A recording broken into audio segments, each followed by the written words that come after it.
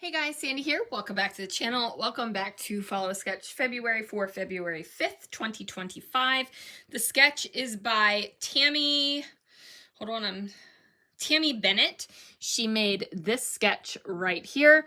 Lots of blocks, 3 different places for photos, a place for a title, and embellishment. I'm going to use one photo, but I am going to create a couple more blocks. I think maybe a journaling block or something. I am going to use this paper right here. This is an American Crafts paper that I got on clearance at Joann's a hot minute ago. And my plan is to really kind of highlight the stripes with some washi. So let's see what I can do. All right, guys, so like I said, I'm going to use this striped paper as my background, and I am going to liven it up a little bit. So I'm going to cut a photo mat for my picture here, and I am using the branding strip because I'm covering up everything on the branding strip. It's just that little bit of green color down there, and I felt like that was a nod to the stripy bits already here in the background, so the more stripy bits, the better. I'm going to roll through my washi tapes here, and some of them are going to get a couple of washies, some will get a single washi, some will get no washi. It's just a matter of what washis I have that I think will coordinate with the stripy bits here, right? Like these papers. So I am going to go ahead and use a variety of washis. Some of them are losing their stick, I've noticed. When I just put my layout away into my album, I noticed that the ones that I wrapped around the edge, some of them were popping off. So let that be a lesson, right? Like, use your washi. Washi is relatively cheap and it's pretty, right? So it's super easy to stock up on washi, right? Like, I have seen some scrapbooking rooms or craft rooms or whatever, and they just have these beautiful walls of washi, and I'm like, dang, that is so pretty. It's so pretty, but I would never be able to use the washi in time. I don't use my washi now in time.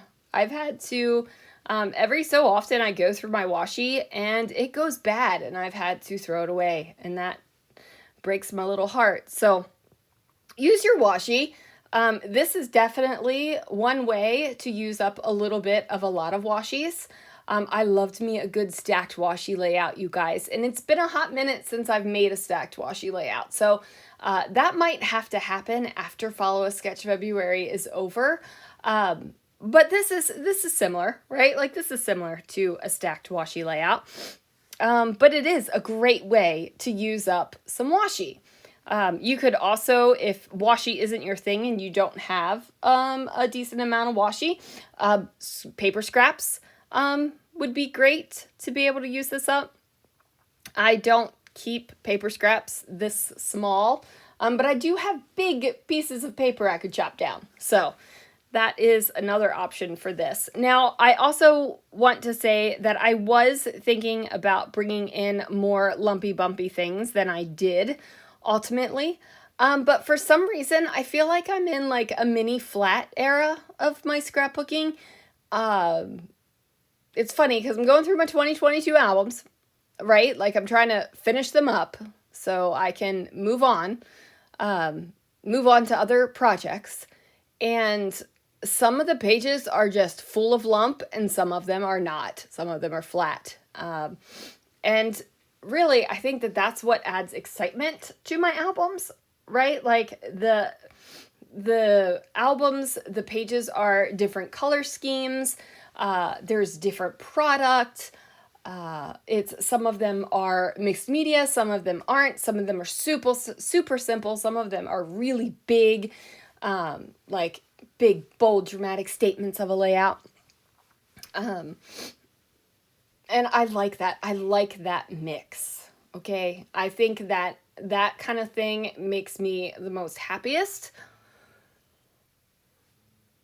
I am also the most happiest when I am picking a variety of items from my stash, right? Things that make me happy and things that I think go together. That is that is so much fun. It is the ultimate for me, is to create a layout, picking through the different pieces of my stash. Which I think why I can use the scrapbooking kit for a while, but ultimately when it comes down to it, I get the most joy out of not scrapbooking out of a kit. So there is that. Anyway, coming up, I'm having epiphanies for myself right now.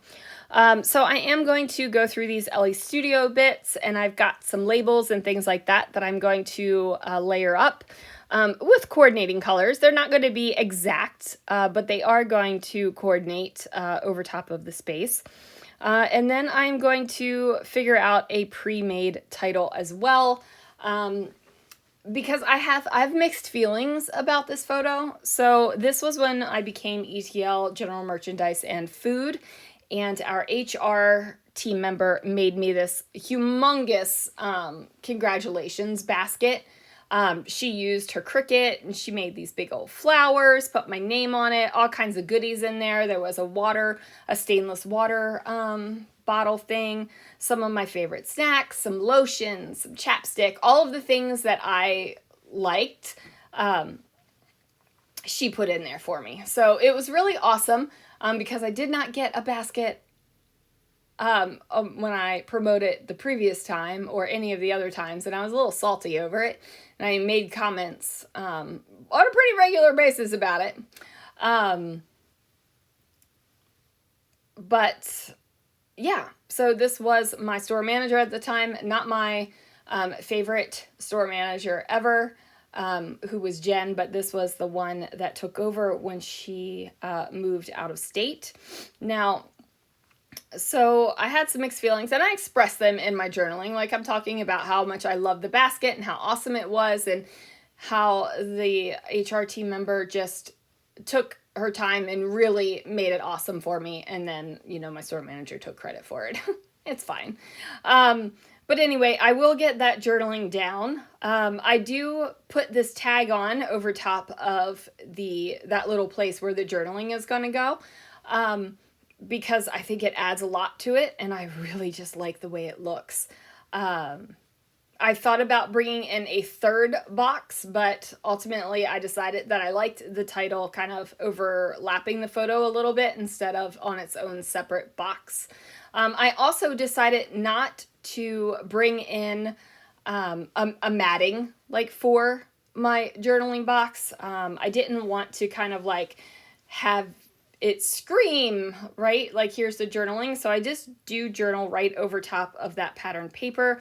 I do bring out some fake enamel brads and also some enamel dots. I use up the enamel dots, which is awesome. The Rosie Studio enamel dots are fantastic. I find them to be, they're sticky. I like the colors. And they're accessible to me because I sell them in my shop. So there we go, right? All the reasons. I ultimately did not use any of the faux brads. I just decided that I didn't need that much more lump and bump on this layout to be happy with it. And then I'm going to journal with a black pen. Again, I toyed with the idea of journaling with a white pen because of the pops of white that are out throughout this layout. But I really didn't want the journaling to be the very first thing you saw. So I thought journaling with this thinner Muji pen in the black ink wouldn't draw your eye straight to the journaling first off, right? Like, you would look at the picture and the colors and the little bits and things before that. So once that journaling is finished, though, that is going to do it for this layout. There isn't much more to do. But while I still am journaling here, I want to invite you guys to the Scrapping Reflections Facebook group. That's where all of the Follow a Sketch February sketches are. This is a series that I've done every year since I think like 2016, 17, 18, something like that. The past couple years, all of the sketches are in the Facebook group. So they're there for, you know, if you ever need some encouragement with a sketch, they are there for you. But yeah, and that's all I have to say about that. So anyway, guys, thank you so much for watching, and I will see you guys again real soon for another video.